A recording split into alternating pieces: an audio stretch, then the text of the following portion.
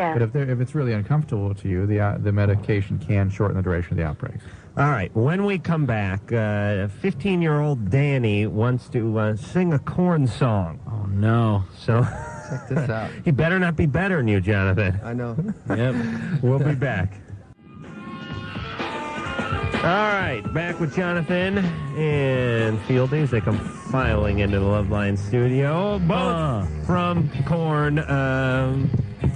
Second CD, Life is Peachy, doing quite nicely, thank you. And Drew, what is the phone number? 1-800-LOVE-191, fax number 310-854-4455. We will be back with more Loveline in 10 seconds. This is Loveline on Radio Station. KROQ-FM, Pasadena, Los Angeles. The world famous K-Rock. All right, here with Korn. Hey, Producer Ann, are you listening to the show? Not back there. All right. I think tomorrow night we have Mike Judge of Beavis and Butthead fame. Also, then, I think we have Garbage. Look at my little calendar. I swear I saw Mike Judge. Then Fiona Apple's Wednesday night. All right. I think she'll... Fiona Apple tomorrow. Mike Judge. Wednesday. And then Garbage. Yeah, that's what all right, good. So, and tonight, Korn. And when we left off, we were speaking about Danny, who's 15, who's going to do a little Korn ditty for us. Danny? Yeah? What's up? What's up? Are you ready, freaking metal guy? Yeah. The force on this one, Luke. Okay, I'm going to use the force on this one.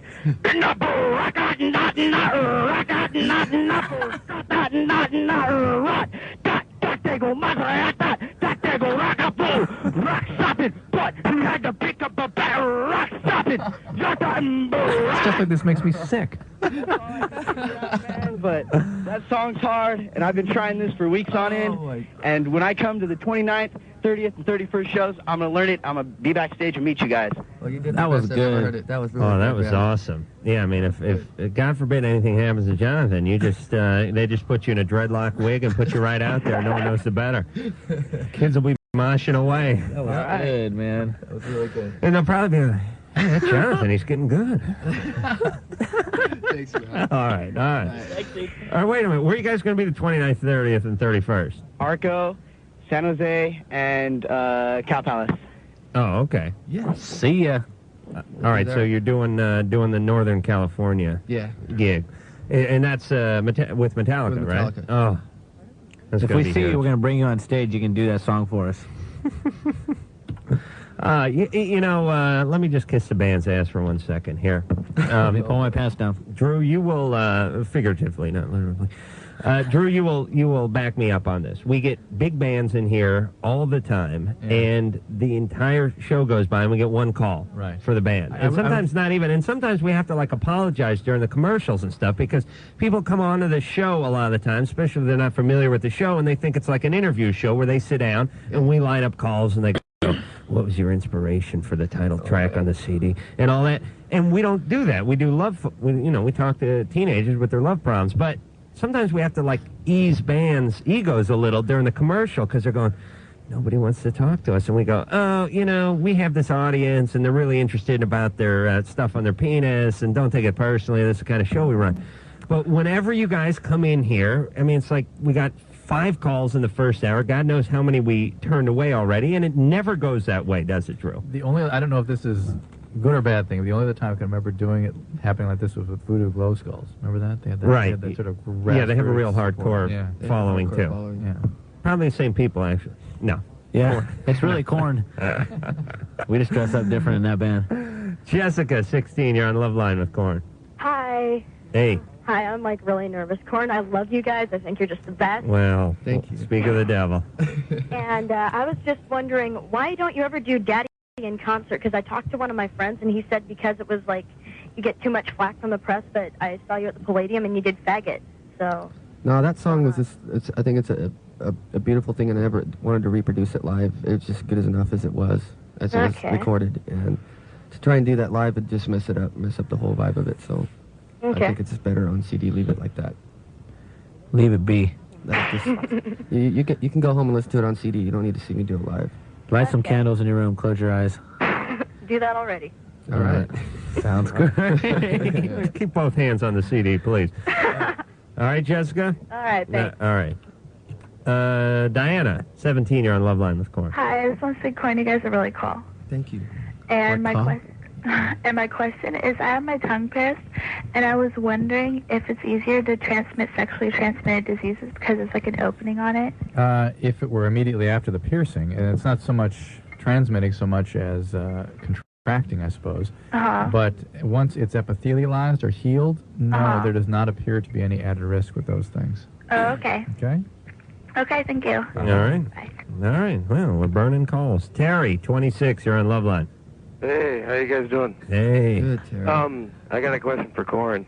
Yeah. Well, not really a question, but I seen you guys at Compton Terrace with Mega.A.D.A.S and Fear Factory, and I saw you guys at U-Fest 95. You guys kick ass. Thank you. Hold on a second. You know, I want one of my best friends in grade school, and then a guy I was real good friends with all the way through junior high and high school was Nick Menza, the drummer for Mega.A.D.A.S.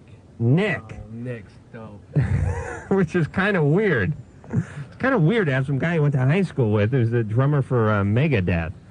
But, so we all know he's 32 years old. Anyone who wants to know how old Nick Menza is from Mega.A.D.A.S. Terry. Yeah. What was your question? For Dr. Drew. Yeah. Since about mid-August, I've been off and on using heroin. You smoking it or slamming it? What are you doing? And Are you smoking it or slamming it? smoking it. Hmm? And I'm only using about $40 a week. But the thing is, I'm not really having cravings. But my body, like, I do it on the weekends, and like about midway through the week, you know, my body's just like feeling like crap. And I'm wondering if I should be worried. That's called a craving.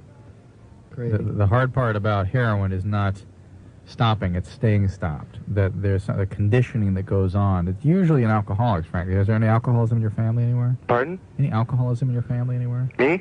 Your family, your grandparents or anything like that? Yeah. Yeah, and it's usually in alcoholics that this conditioning occurs, and it occurs rather readily with drugs like heroin, opiates.